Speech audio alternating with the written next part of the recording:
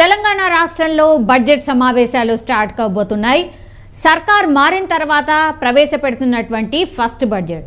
So అందరికీ కూడా expectations ఉంటాయి. ఒకవైపు దెన్ కాంగ్రెస్ వర్సెస్ బీఆర్ఎస్గా సీన్ మారిపోయింది. గత కొంతకాలంగా మాటల దాడి ఏ రకంగా ఉంటుందో మనం అందరం చూసాం. అండ్ నీళ్ల విషయంలో అయితే ఈ మధ్య కాలంలో ఎట్లాంటి ఫైట్ నడుస్తుందో కూడా చూసాం. సో ఇవన్నీ ఇంట్రెస్టింగ్గా మారబోతున్నాయి. అండ్ రేపు మాజీ CM KCR and BRS floor leader KCR రేపు అసెంబ్లీకి హాజరవుతారా లేదా, ఇది అందరికీ ఉన్నటువంటి ఇంట్రెస్టింగ్ పాయింట్ కూడా. సో మాట్లాడదాం. మనతో పాటు ఉన్నారు సంజయ్, ఇన్పుట్ ఎడిటర్. సంజయ్, ఏం జరగబోతోంది రేపు అసెంబ్లీలో? బడ్జెట్ సమావేశాలు, కాంగ్రెస్ సర్కార్ వచ్చిన తర్వాత ఫస్ట్ బడ్జెట్ సమావేశాలు అందరూ కూడా ఎక్స్పెక్ట్ చేస్తారు ఎట్లా ఉంటాయి ఏంది అనేసి. ఒకటి, then BRS floor leader KCR for the first time అసెంబ్లీకి వస్తారని అందరూ ఎక్స్పెక్ట్ చేస్తున్నారు. రాబోతున్నారా, రావట్లేదా? సౌమ్య, మొత్తమైన రేపు తెలంగాణ రాష్ట్ర బడ్జెట్ సమావేశాలు రేపు జరగబోతున్నాయి. దీనికి సంబంధించింది ఇప్పటికే రాష్ట్ర ప్రభుత్వం రేవంత్ రెడ్డి ముఖ్యమంత్రికి సంబంధించినటువంటి కాంగ్రెస్ పార్టీ కొత్తగా కొలువుదీరినటువంటి కాంగ్రెస్ గవర్నమెంట్ ముఖ్యమంత్రి రేవంత్ రెడ్డికి సంబంధించి రేపు అసెంబ్లీ బడ్జెట్ సమావేశాలు వాడి వేడిగా జరుగుతాయి అనేసి ఉద్దేశంతో అంటే చాలా పకడ్బందీగా కొంత అంటే రాష్ట్ర బడ్జెట్ ఎలా ఉండాలి, ఏ విధంగా ఉండాలి అనేసి కసరత్తు అయితే ఇప్పటికే రాష్ట్ర ప్రభుత్వము అంటే రకరకాల చర్యలు అయితే చేపట్టింది. అదేవిధంగా బీఆర్ఎస్కి సంబంధించినటువంటి ఫ్లోర్ లీడర్ మాజీ ముఖ్యమంత్రి కె చంద్రశేఖరరావు రేపు అసెంబ్లీకి వస్తున్నాడా లేదు అనేది తెలంగాణ ప్రజలు ఎదురు చూస్తున్నటువంటి ఒక అంశం. ఎందుకంటే కాంగ్రెస్ పార్టీ ఇచ్చినటువంటి ఉచిత హామీలు ఏవైతే ఉన్నావో వీటన్నిటినీ అసెంబ్లీ వేదికగా ప్రజాపక్షాన మాట్లాడాలి, కేసీఆర్ రావాలనేసి తెలంగాణ ప్రజలు ఎదురు చూసినటువంటి అంశము. కాకపోతే రేపు కేసీఆర్ అసెంబ్లీకి అంటే రేపు కేసీఆర్ అసెంబ్లీకి వస్తలేడు అనేసి బీఆర్ఎస్ వర్గాలు ఇప్పటికే అంటే ఆఫ్ ది రికార్డులో బీఆర్ఎస్ వర్గాలు ఇప్పటికే దీనిపైన ఒక అవగాహన వచ్చింది. రేపు కేసీఆర్ మాజీ ముఖ్యమంత్రి చంద్రశేఖర్ బీఆర్ఎస్ ఫ్లోర్ లీడరు రేపు అసెంబ్లీకి రావడం లేదు అనేసి తేల్చి చెప్పారు. ఎందుకంటే రేపు 13వ డేట్ నాడు అంటే నల్గొండలో జరిగేటటువంటి భారీ బహిరంగ సభలో అక్కడే ప్రజాక్షేత్రంలోనే ఈ ప్రభుత్వాన్ని ఎండగడతాము, ప్రజాక్షేత్రంలోనే ఈ ప్రభుత్వంపై ఇచ్చినటువంటి హామీలకు సంబంధించినటువంటి అంశాలను లేవనెత్తుతామనేసి మాజీ ముఖ్యమంత్రి కేసీఆర్ రేపు జరిగేటటువంటి నల్గొండ సభలో వీటన్నింటిని ఎండగడతామనేసి దానికోసమే అసెంబ్లీకి రావట్లేదు అనేసి బీఆర్ఎస్ వర్గాలు ఇప్పటికే ప్రకటించడం జరిగింది. నిజంగా కేసీఆర్ రేపు అసెంబ్లీకి వస్తే ప్రజాక్షేత్రమైన ఒకటే, అసెంబ్లీ అయిన ఒకటే, ప్రజల కోసము ఎక్కడి నుంచి అయినా కూడా ప్రజల యొక్క గలాన్ని వినిపించడానికి అసెంబ్లీ నిజమైన వేదిక అనేసి ప్రజలు ఆశిస్తున్నారు. కానీ మాజీ ముఖ్యమంత్రి కేసీఆర్ మాత్రము ప్రజాక్షేత్రము అనేది ప్రజల మధ్యలో ఉండేసేసి చర్చలు జరగాలి, ప్రజల మధ్యలో ఉండేసేసి భారీ బహిరంగ సభ ఏర్పాటు చేసి ప్రజల కోసం ఏర్పాటు చేసినటువంటి ఈ ప్రభుత్వము ఎందుకు ప్రజల కోసము మేలు చేస్తలేదు? ఇప్పటి వరకు రకరకాలు ఇచ్చినటువంటి సూపర్ 6 గ్యారంటీలకు సంబంధించినటువంటి అంశము ఎందుకు అమలు చేయడం లేదు? ఇప్పటికీ 60 రోజులు గడిచిపోతుంది ప్రభుత్వం ఏర్పడి, ఎందుకు ఈ 66 గ్యారంటీలకు సంబంధించినటువంటి అంశము ఎందుకు అమలు చేయడం లేదు అనేసి మాజీ ముఖ్యమంత్రి కె చంద్రశేఖరరావు బీఆర్ఎస్ భవన్లో గత వారం రోజులుగా కంటిన్యూగా పార్లమెంటు నియోజకవర్గాలకు సంబంధించినటువంటి అభ్యర్థులతోటి సమావేశమై ఇదే డిస్కషన్. రేపు జరిగేటటువంటి పార్లమెంటు ఎన్నికలు కూడా రాష్ట్ర ప్రభుత్వాన్ని అంటే ముఖ్యంగా కాంగ్రెస్ ప్రభుత్వం ఇచ్చినటువంటి ఉచిత హామీలు ప్రజలకు అందకపోవడానికి ఏంటి రీజను, ఎందుకు విఫలమైంది రాష్ట్ర ప్రభుత్వం అనే క్వశ్చనే కంటిన్యూగా దీనిపైన ఎక్కువ చాలాసేపు డిస్కషన్ జరిగింది. కాకపోతే ఒకటి, ఇప్పుడు కాంగ్రెస్కి సంబంధించినటువంటి మంత్రులు కానివ్వండి, కాంగ్రెస్కి సంబంధించినటువంటి నాయకులు కానివ్వండి, అదేవిధంగా ముఖ్యమంత్రి రేవంత్ రెడ్డి ఎవరేమైనా కూడా ఇది 100 రోజుల్లో ఈ సూపర్ 6 అంటే 6 గ్యారంటీలకు సంబంధించినటువంటి ఈ 6 గ్యారంటీలకు సంబంధించినటువంటి 100 రోజులు అంటే ఇంకా కూడా 40 రోజులు బ్యాలెన్స్ ఉంది. ఈ 40 రోజుల తర్వాత ఇప్పటికీ 2 అమలు చేశాము, ఇంకా 6టిని మేము ఈ 40 రోజుల్లో అమలు చేస్తామనేసి కాంగ్రెస్ ప్రభుత్వం చెప్పగానే వస్తుంది. ఏదేమైనా కూడా ఇక్కడ ప్రతిపక్షము కానీ రేవంత్ రెడ్డి ఆల్రెడీ సవాల్ చేశారు కదా, మీకున్నటువంటి డౌట్స్ ఏవైతే ఉన్నాయో రండి, అసెంబ్లీకి రండి, మీరు మాట్లాడండి, మేము మాట్లాడతాము, మీరు మాట్లాడండి, మేము మైక్ కూడా కట్ చేయము, మీరు ఎంతసేపు కావాలంటే అంతసేపు మాట్లాడచ్చు, నీళ్ల దోపిడీ అన్నటువంటి మాట పదే పదే ఇటువైపు నుంచి అటువైపు నుంచి మీ తప్పు ఉంది అంటే మీ తప్పు ఉంది అని, కేఆర్ఎంపీ కావచ్చు లేదంటే కాళేశ్వరంకి సంబంధించి కావచ్చు, ఇది నీటి ఇష్యూ చాలా పెద్దగా అయిపోయింది సంజయ్. సో దీని మీద 2 రోజులు చర్చిద్దాం రండి అనేటువంటి మాట సీఎం రేవంత్ రెడ్డి చెప్పారు. ఎందుకని బ్యాక్ స్టెప్ వేస్తున్నారు, మరి ఎందుకని వెళ్ళట్లేదు మాజీ CM KCR are floor leader of BRS party? Soumya, ఒకటి అసెంబ్లీలో అంటే ఫ్లోర్ లీడర్గా ఉన్నటువంటి కేసీఆర్ ఎందుకు అసెంబ్లీకి రావడం లేదు అనేది మనం ఇంతకుముందుకే డిస్కషన్ చేసుకున్నాం. ఎందుకంటే ప్రజాక్షేత్రంలోనే ఈ రాష్ట్ర ప్రభుత్వం అమలు చేయనటువంటి హామీలను ఎండగడతాము అనేసి మాజీ ముఖ్యమంత్రి కేసీఆర్ చెప్పడం అంటే బీఆర్ఎస్కు సంబంధించిన వర్గాలు ఇప్పటికే దీనిపైన ఒక క్లారిటీ చేసింది. కానీ ముఖ్యమంత్రి ఉన్నటువంటి రేవంత్ రెడ్డి అసెంబ్లీలో అంటే మీరు గతంలో చేసినటువంటి తప్పిదాలను అసెంబ్లీలోనే డిస్కషన్ చేద్దాము. అసెంబ్లీ అంటే ప్రజల కోసం ఎన్నుకోబడ్డటువంటి ప్రజాప్రతినిధులం అందరం అసెంబ్లీ వేదికగా చర్చలు జరిగితే వాటిని పరిష్కార దిశగా మనం అమలు చేయొచ్చు అనేసి ముఖ్యమంత్రి రేవంత్ రెడ్డి వీరికి ప్రతిపక్షాలకైనటువంటి హరీష్ రావు, కేసీఆర్ ఎవరైనా కానీ మీకు ఎంత సమయం కావాలంటే అంత సమయాన్ని మేము ఇచ్చిస్తాము, మీ మైకులు మీ గొంతులు నొక్కము అనేసి ముఖ్యమంత్రి రేవంత్ రెడ్డి దీనిపైన ఒక స్పష్టమైన ఆదేశాలు ఇవ్వడం జరిగింది. అదేవిధంగా స్పీకర్ కూడా రిక్వెస్ట్ చేసి స్పీకర్ని కూడా మీరు ప్రతిపక్షాలకు ఎంత సమయము వాళ్ళు అడిగితే అంత సమయాన్ని ఇవ్వండి అనేసి స్పీకర్ కూడా రిక్వెస్ట్ చేస్తామనేసి ముఖ్యమంత్రి రేవంత్ రెడ్డి చెప్పడం జరిగింది. కాకపోతే ఏంటంటే ప్రతిపక్షాలు ఉన్నటువంటి బీఆర్ఎస్ నాయకులు కావచ్చు, బీఆర్ఎస్ ఫ్లోర్ లీడరు మాజీ ముఖ్యమంత్రి కేసీఆర్ కావచ్చు, ఎవరేమైనా కూడా రేపు అసెంబ్లీలో వీటన్నిటిపైన డిస్కషన్ చేయాలి అంటే సమయం సరిపోదు అనేసి ఒక వంక పెట్టుకొని తర్వాత ఏంటంటే వీళ్ళు మాట్లాడే మధ్యలోనే ఎవరికి రాష్ట్ర ప్రభుత్వానికి అనుకూలంగా ఉన్నప్పుడు మైకులు ఆన్ చేయడము, రాష్ట్ర ప్రభుత్వానికి వ్యతిరేకంగా మాట్లాడినప్పుడు గొంతులు అది మైకులు మూగబోయడం చేయడము, ఇలాంటి వల్ల అసెంబ్లీలో మాట్లాడడానికి రాష్ట్ర ప్రభుత్వం అధికార పక్షంలో ఉన్నటువంటి కాంగ్రెస్ ప్రభుత్వం అవకాశం ఇవ్వదు అనేసి బీఆర్ఎస్కి సంబంధించినటువంటి నేతలు కావచ్చు, అదేవిధంగా బీజేపీకి సంబంధించినటువంటి నేతలు కావచ్చు, ప్రతిపక్షాలకు సంబంధించినటువంటి నేతలు ఎవరైనా సరే అధికార పార్టీ ఎప్పుడైనా కూడా వాళ్ళ సైడే ఎక్కువ సమయం కేటాయిస్తారు కనుక ప్రజల కోసం ప్రజల సమస్యలపైన అసెంబ్లీలో మాట్లాడడానికి ఇది సరైన వేదిక కాదు. ప్రజాక్షేత్రంలోనే ప్రజల కోసము ప్రజలకు ఎన్నుకోబడేటువంటి ప్రభుత్వం పైన ఎండగట్టడానికి ప్రజాక్షేత్రమే మంచి అవకాశము, మంచి సమయము అనేసి మాజీ ముఖ్యమంత్రి కేసీఆర్ ఆయా నాయకులతోటి చర్చించినట్లు సమాచారము.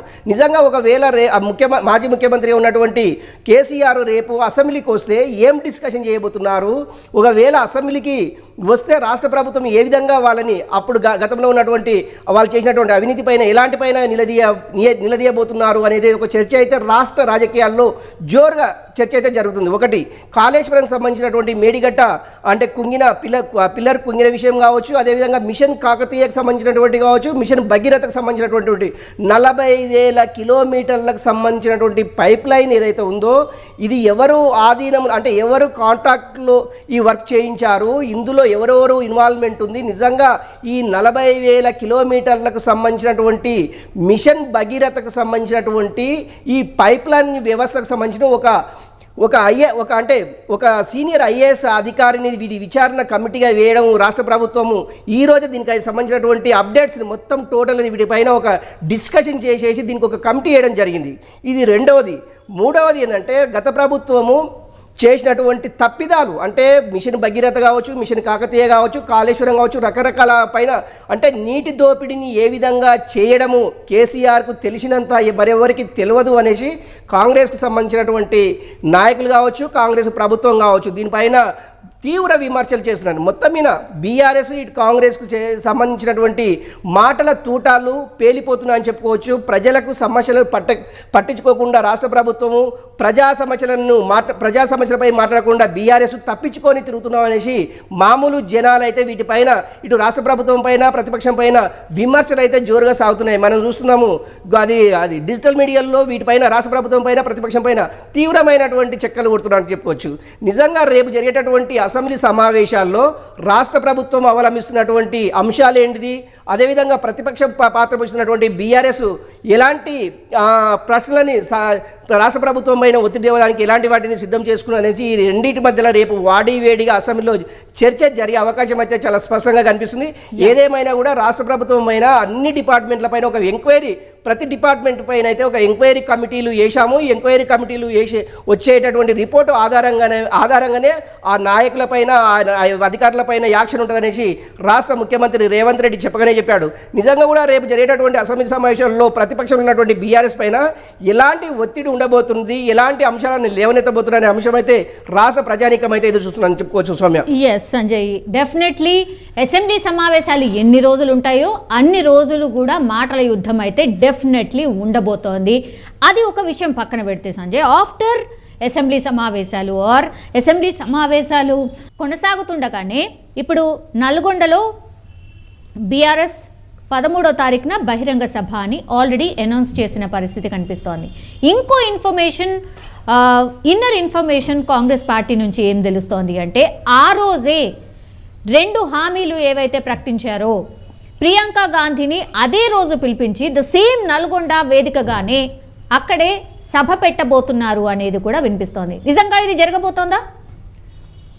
ఒకటి సౌమ్య, అంటే కేసీఆర్ అంటే జలదోపిడికి సంబంధించినటువంటి అంశాలను రాష్ట్ర ప్రభుత్వం అవలంబిస్తున్నటువంటి తీరుపైన భారీ బహిరంగ సభ నల్గొండలో అనుమతి కావాలని రాష్ట్ర ప్రభుత్వానికి కోరంతో నల్గొండ జిల్లాకు సంబంధించినటువంటి ఎస్పీ దీప్తి ఎవరైతే ఉన్నారో ఇక్కడ యాక్షన్ 30 ఈ సంబంధించినటువంటి సభలు సమావేశాలు ఏర్పాటు చేయడానికి అనుమతి లేదు అనేసి ఆమె కరాఖండిగా చెప్పడం జరిగింది. అదిలోనే వెంటనే ఆమె సాయంత్రానికల్లా ఏం లేదు, మీరు అనుమతి ఉంది అనేసి ఎప్పుడైతే అక్కడ నల్గొండ ఎస్పీ గారు చెప్పిన వెంటనే ఆ సభకు సంబంధించినటువంటి ఏర్పాట్లపైన అప్పటికే బీఆర్ఎస్ నాయకులు చాలా భారీ ఎత్తున చేస్తారు. ఎందుకంటే మొదటిసారిగా మాజీ ముఖ్యమంత్రి మొదటిసారిగా ఆయన బహిరంగ సభ ఎలా ఉండబోతుంది అనే అంశంపైన అయితే అక్కడ రాష్ట్ర ప్రజానీకం అయితే ఎదురు చూస్తున్నటువంటి అంశము. ఒకటి, కేసీఆర్ మాటల తూటాలు అందరికీ తెలిసిన విషయమే. ఆయన అంటే నిజంగా కూడా రాష్ట్ర ప్రభుత్వము ఇచ్చినటువంటి హామీలపైనే మెయిన్గా ఫోకస్ చేసేసి 6 గ్యారంటీలకు సంబంధించిన అంశము నల్గొండ భారీ బహిరంగ సభల్లో ప్రజావేదికగా ఈ ప్రభుత్వాన్ని ఎండగట్టడానికి కేసీఆర్ చేసినటువంటి ఈ బహిరంగ సభని అని చెప్పుకోవచ్చు. అందులో భాగంగా అదే రోజు ప్రియాంక గాంధీ అంటే గతంలో ముఖ్యమంత్రి రేవంత్ రెడ్డి చెప్పినట్లు రేపు అంటే ఈ 500 రూపాయలకు సిలిండర్కు సంబంధించిన అంశం ఏదైతే ఉందో దీనిపైన వీటన్నిటిపైన ఇప్పటికే కసరత్తు మొదలైంది. కసరత్తుకు సంబంధించినటువంటి రాష్ట్ర ప్రభుత్వం ఒక ప్రణాళిక తయారు చేసింది. ఈ ప్రణాళికల్లో ఎంతమంది సబ్సిడీ గ్యాస్కు అర్హులు అనేది మొత్తం లిస్ట్ అవుట్ చేసింది. లిస్ట్ అవుట్కు సంబంధించినటువంటి ప్రియాంక గాంధీని నల్గొండ జిల్లాకు పిలిపించి నల్గొండ జిల్లా నుంచే ఈ 500 రూపాయల గ్యాస్ సిలిండర్కు సంబంధించినటువంటి ఆమె చేతుల మీదుగానే మహిళలకు అందించే కార్యక్రమాన్ని రాష్ట్ర ప్రభుత్వము అలా యోచిస్తుంది. ఒక్కటి. రెండవది ఏంటంటే కాంగ్రెస్ ప్రభుత్వములు ఏర్పడ్డ తర్వాత రెండోసారి అధికారంలోకి వచ్చిన తర్వాత ఒకటి ఫస్ట్ రెండు అమలు చేయడం జరిగింది. మూడవది ఈ 500 రూపాయలకు సంబంధించినటువంటి సిలిండర్ ఏదైతే ఉందో ప్రియాంక గాంధీ చేతుల మీదుగా అందరికీ అందించాలని ఒక ఉద్దేశంతో ప్రియాంక గాంధీని 13వ డేట్ నాడే నల్గొండకు పిలవడం జరుగుతుందనేసి కాంగ్రెస్ వర్గాలు ఇప్పటికే కొంత కాంగ్రెస్ గాంధీ భవన్లో చెక్కలు కొడుతున్నటువంటి అంశము. నిజంగా ఒక పక్క మాజీ ముఖ్యమంత్రి కేసీఆర్ భారీ బహిరంగ సభ, మరో పక్క రాష్ట్ర ప్రభుత్వము ఉచిత 500 రూపాయల సిలిండర్ సంబంధించిన ప్రియాంక గాంధీ భారీ బహిరంగ సభ, ఈ రెండిటికి ఎలా కుదురుతుంది అనేసి పోలీసులు తలమునకలు అవుతుందని చెప్పుకోవచ్చు. నిజంగా కూడా ఓ పక్కన అధికార పక్షము, మరో పక్కన ప్రతిపక్షం చేస్తున్నటువంటి ఈ అడావుడి అంటే నల్గొండ పోలీసులు అయితే అడలెత్తిస్తున్నారని చెప్పుకోవచ్చు. ఒకటి సౌమ్య. రెండవది ఏంటంటే సెక్యూరిటీకి సంబంధించినటువంటి ఇటు అది ప్రతిపక్షం చేస్తున్నటువంటి కేసీఆర్ బహిరంగ సభ, అదేవిధంగా ప్రియాంక గాంధీ వస్తున్న భారీ బహిరంగ సభకు సంబంధించినటువంటి రాష్ట్ర ప్రభుత్వం ఇప్పటి వరకు అయితే అంటే ఒకటి అధికారికంగా ప్రకటన అయితే ఇక్కడ చేయలేదు. కాకపోతే గాంధీ భవన్లో ఈ యొక్క 500 సిలిండర్ సబ్సిడీ సిలిండర్కి సంబంధించినటువంటి గాంధీ భవన్లో చెక్కలు అయితే కొడుతుందని చెప్పుకోవచ్చు. సౌమ్య, ఇప్పుడు ఇద్దరు నాయకులు కూడా పెద్ద నాయకులు. సో అటు ప్రతిపక్ష నాయకుడు ఎవరైతే ఉన్నారో బీఆర్ఎస్ అధినేత KCR for the first time నల్గొండకు వెళ్ళబోతున్నారు. దెన్ ఇప్పుడు ప్రియాంక గాంధీ ఏమో హామీల్లో భాగంగా ఆమె కూడా అక్కడికి రాబోతోంది. ఇద్దరు పెద్ద లీడర్స్.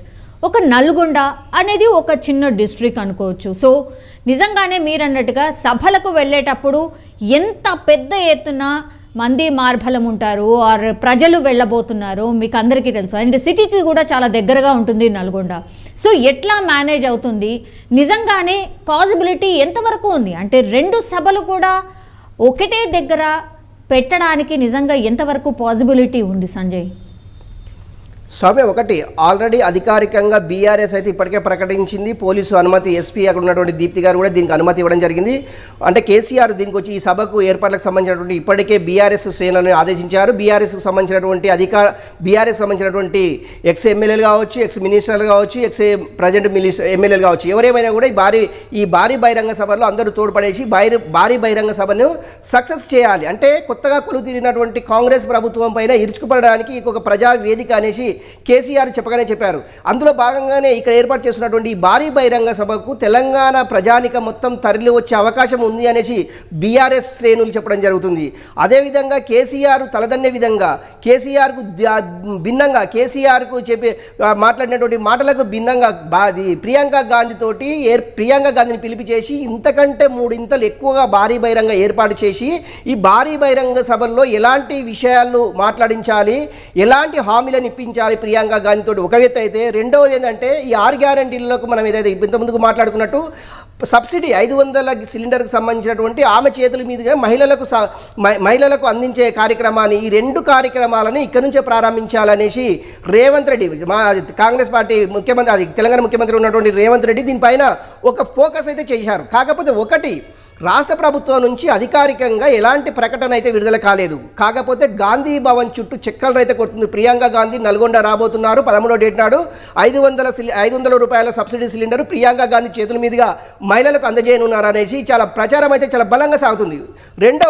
మూడవది ఏంటంటే పార్లమెంటు ఎన్నికలు రాబోతున్నాయి. పార్లమెంటు ఎన్నికలకు సంబంధించింది కూడా ఈ బహిరంగ సభ ద్వారానే చూసినవా. కాంగ్రెస్ ప్రభుత్వం అధికారంలోకి వచ్చి 60 రోజుల్లోనే ఇచ్చినటువంటి 6 గ్యారంటీలకు ఇప్పటికీ 3 అమలు చేశాము. 4వది నిరుద్యోగులకు ఉద్యోగ అవకాశాలు సుమారు 15,000 కానిస్టేబుల్లకు సంబంధించినటువంటి నోటిఫికేషను రేపు 15వ డేట్ నాడు రిలీజ్ కాబోతుందనేసి టీఎస్పీసీకి సంబంధించినటువంటి వర్గాలు కూడా ఒక ప్రకటన అయితే విడుదల చేసే అవకాశం ఉంది. ఏదేమైనా కూడా రాష్ట్ర ప్రభుత్వం ఇప్పించినటువంటి 6 గ్యారంటీలకు సంబంధించినటువంటి 4 గ్యారంటీలను ఈ యొక్క ప్రియాంక గాంధీ చేతుల మీదుగానే ఇచ్చాము అనేది చెప్పియడం ఒకటి.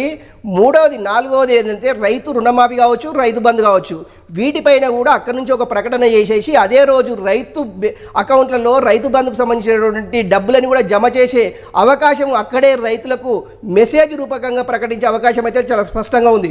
ఈ 6 గ్యారంటీలకు సంబంధించినటువంటి ఓన్లీ ఒకటి ఏంది అంటే 2 లక్షల రుణమాఫీ ఒకటి, అదేవిధంగా 2 లక్షల ఉద్యోగాలకు సంబంధించినటువంటి ప్రకటన కూడా రేవంత్ రెడ్డి చేసే అవకాశం ఉంది. ఈ 2 లక్షల ఉద్యోగాలకు సంబంధించినటువంటి ప్రకటన ఏ విధంగా ఉండబోతుంది, 2 లక్షల రుణమాఫీకి సంబంధించినటువంటి ప్రకటన ఏ విధంగా ఉండబోతుంది అని తెలంగాణ ప్రజానికం అయితే ఎదురు చూస్తుంది. సౌమ్య, ఆల్ రైట్ సంజయ్, మొత్తం మీద అది రేపటి నుంచి అయితే అసెంబ్లీ సమావేశాలు స్టార్ట్ కాబోతున్నాయి. మరి బీఆర్ఎస్ ఫ్లోర్ లీడర్ కేసీఆర్ హాజరవుతారా లేదా అని అంటే చాలా మట్టుకైతే హాజరు కాకపోవచ్చు అనేదైతే మనకు ఉన్నటువంటి ఇన్ఫర్మేషన్. అండ్ ఆ తర్వాత నెక్స్ట్ జరిగే నల్గొండ బహిరంగ సభలో అంటే 13th రోజు ఏదైతే బహిరంగ సభ బీఆర్ఎస్ పార్టీ ప్లాన్ చేసిందో ఫస్ట్ అనుమతి లేదన్నారు, ఆ తర్వాత అనుమతి ఇచ్చేసాము, సో మీ ఏర్పాట్లు మీరు చేసుకోండి అన్న